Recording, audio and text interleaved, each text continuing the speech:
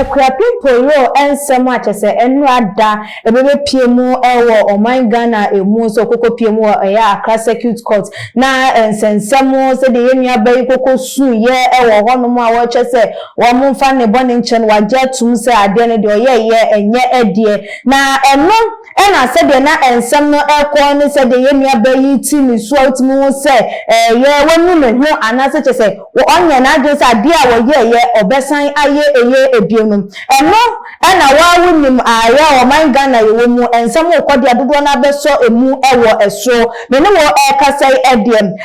former journalist TV3 presenter Bridget Otu wodena no ekokotu ensem no emu na wo kwakwa kan wo de anka wo de kan wasem na ne pa oba bi fe wo koye nsusu a brofo kasem se ye kase ye tag wo bi an wakwakwa tag eye nam 1 na wo chire ma chese nam 1 kurampo ena mo free na ekrapimpo lo mum ena chese wo mo de emra eba bedino se ani wo mo kwakwa ye pregnancy test ahwe se ne se onye mo be ha wo betimi ache na so SDA fa ne wo nye mo nsusu a ne hu nkro ne ba no hu ni se ni na no emfa eye ekwemu na emom omo enhwe na nyemna no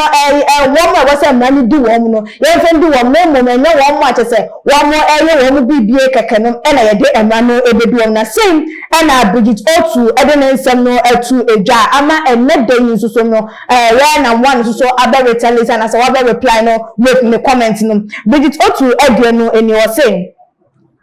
Now one is still free and doing Instagram posts. A man described by the state as a scammer. A man whose action has killed people, rendered thousands jobless, and some are at the point of suicide. He is free because he is connected. Hashtag Ekwapim Polo. We ene ayenen sama wodi etu jo was such as one TSM. Will be a state etimia describing the sound or a scammer. A ban is no do to me a walk free. Name mom Ekwapim Polo de edene etu behind bars na ebusa for said the Bridget Otu patch and never kayam. Now one issue men's go to once and some a buy ya chese yeah and kofosi ka ekoka akem ekoka chese and kofo ataswa mumu ebi emofo mu a committee suicide ebi no mo so nya shock no and a stroke and a debra mo until now ebi no mo kwampunti mi gina wo mo ena so say wo mo eye adwuma ebi mo makọ bankrupt such as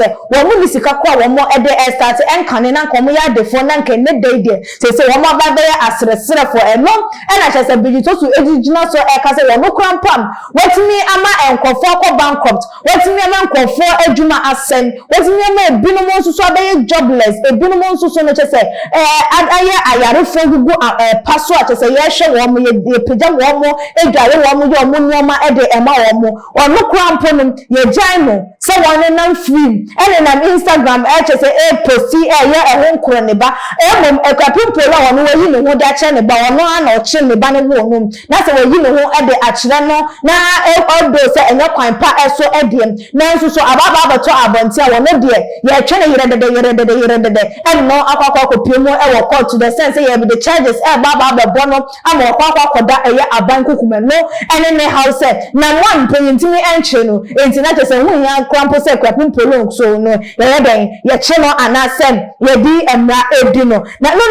apia mensa na one ete ensem no ene no so eba abonten ebe reply no na wo no so ne reply a wo de eba ye no say na ete o say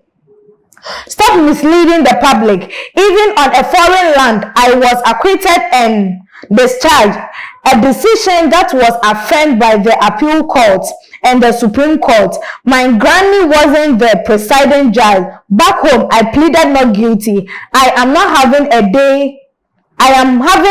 in court. Or also so then someone to say what dey eba to eja enu hu ni say Bridget Otu or misleading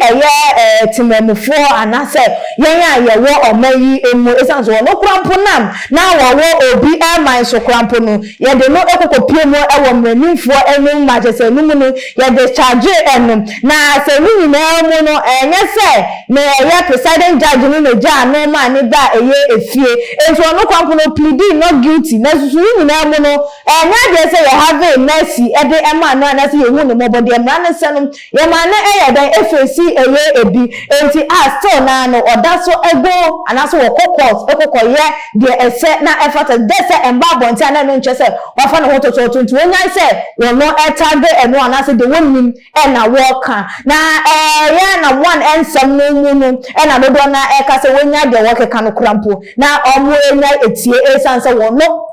da ben eno kokko piemu e wo court da ben pa eno no kokko piemu e wo court ebra wo free amanoni ebebe druye a police for kokko so no airport e de no ko nensam be ye kona bra ebesi ne ye nti ho asem bim so wo tua men's gold for ka so all your preparation so wo betua wo mo kayenim enso no yiri di be da wo celebrate no ma ekoso e wo nakache a chese